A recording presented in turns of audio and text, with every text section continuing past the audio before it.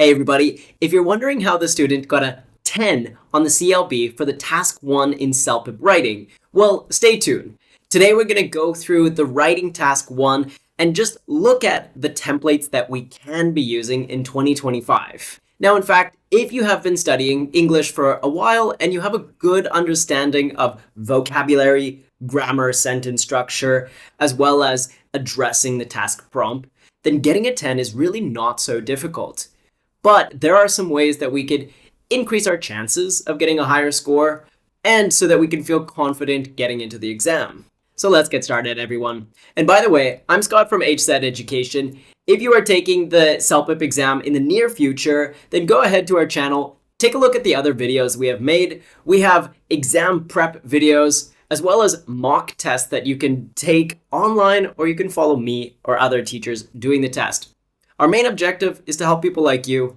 So if you haven't already subscribed, go ahead, click that button down below. It really does help us, but we are here to make sure that you feel ready before you get into the exam.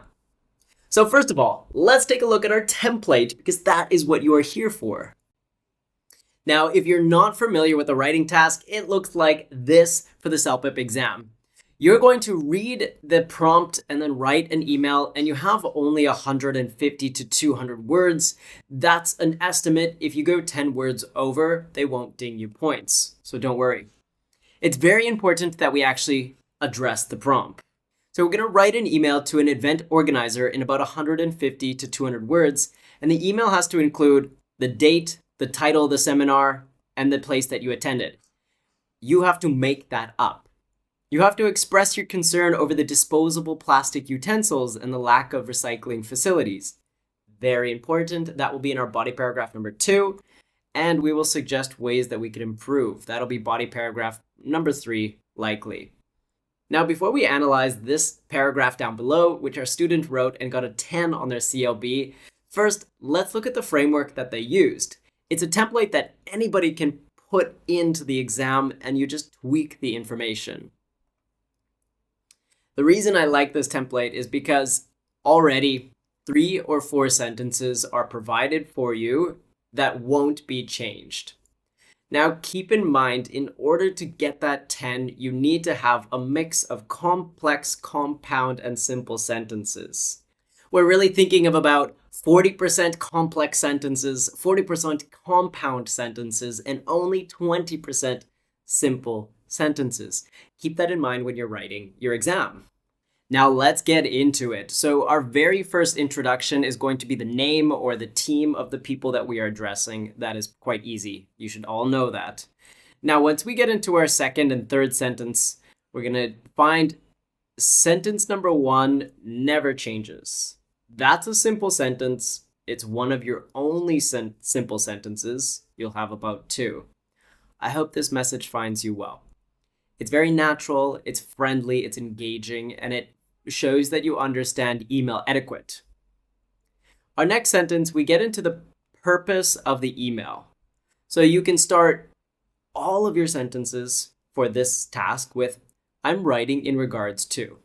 I'm writing in regards to the purpose of the email. And then you follow up with, I appreciate something positive that you noticed. This is going to be body paragraph 1. We're looking at simple sentences. We have nice formal language, good email etiquette, as well as some good vocabulary words like regards and appreciate. So already we're off to a good start. In your body paragraph 1, it's really important that you start to use compound and complex sentences, a variety of both. Likely it will be 2 sentences because you're going to address the first and second prompt. This one talks about expressing a concern about a specific issue or inconsistency. Of course, if your email prompt isn't about a concern and it's about something like, I'm writing to express my appreciation, my thanks, my ideas about, you can change this word. 90% of the time, it will be about a concern, because we've seen a lot of email templates and they all regard some type of concern or some problem that you're writing to a person about. Keep in mind that we're looking at formal vocabulary. These emails for CELPIP exams are almost always formal, so just stick with formal. Then you go on, we have a nice comma here, so this shows a good compound sentence structure, which I noticed during the event. This is our dependent clause, and you pretty much can always keep this dependent clause, no matter the topic. I wanted to express my concern about blah, blah, blah, which I noticed during the event, or which I noticed during my visit. It's a great complex compound sentence, and you can just use it every time. It seemed particularly surprising that, and then elaborate on your issue or concern. If you use these words, you'll get a higher score for vocabulary. It seems particularly surprising that.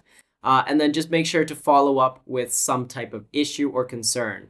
Elaborate a little bit more there. Moving on to body paragraph 2, that's where you're going to address point number 2. Usually it's bullet point number 2. Remember, we had to suggest ways to improve, so that's exactly what we're doing here. In order to improve future events, I would recommend, this is the part that you really have to think of. The rest of the email is plug and play using this template. Suggestion number 1 and suggestion number 2 is the only thing you should be focusing on when you're planning your email. Because it's the only thing I can't provide for you here, due to the fact that all email templates or all email prompts are slightly different. So build this, as well as suggesting number 2. Again, we have this beautiful compound sentence here. You're going to get high marks. It has a nice beginning to improve future events. I would recommend 1 as well as 2. Also, we're using good transitional phrases. That'll help to increase your marks, and we're looking for a 10 CLP. Next, these changes would better align with your actions with your message, and inspire attendees to do the same. Again, I recommend using this sentence. You might have to change it ever so slightly. These changes would better align with your audience, or these changes would better align with your customer base. Perhaps it's not always attendees. Keep that in mind when you're writing your email. Just note that templates are to be used loosely. These sentences can be used, but you have to edit them to make sure they fit your email. In our last sentence, we're going to close it with this perfect email ending. Thank you again for your efforts. Thank you again for something specific to this topic. This sentence, don't change. Keep it. It's a perfect sentence. We don't need to think about it when we are writing.